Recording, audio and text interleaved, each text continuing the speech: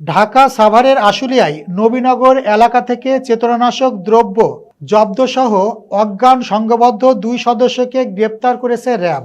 Staff reporter Nasim খান জানান, এরই ধারাবাহিকতায় আসন্ন ঈদ উপলক্ষে র্যাব-4 এর একটি বিশেষ টহল দল ঢাকা জেলার আশুলিয়া থানাধীন এলাকায় অভিযান পরিচালনা করাকালীন আশুলিয়া থানাধীন নবীনগর সেনা ক্যাম্প কমপ্লেক্সের পশ্চিম দক্ষিণ পার্শ্বের ঢাকা আরিচা মহাসড়কের উত্তর পার্শ্বের ফুটপাতের উপর হতে জোর করে মোহাম্মদ রুবেল খলিফা নামীয় ব্যক্তিকে পানীয় পান করানোর মাধ্যমে অজ্ঞান করে ছিনতাই চেষ্টা করাকালীন হাতে নাতে 2 জন ছিনতাইকারীকে অর্ধ লিটার চেতনানাশক পানি ও 5 গ্রাম চেতনানাশক পাউডার সহ গ্রেপ্তার করে।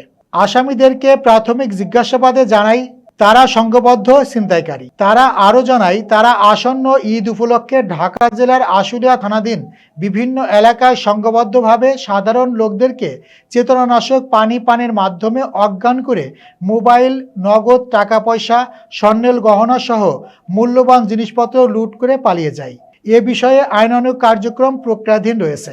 অদূর ভবিষ্যতে এরূপ ছিনতাইকারীদের বিরুদ্ধে র্যাবের অভিযান অব্যাহত থাকবে।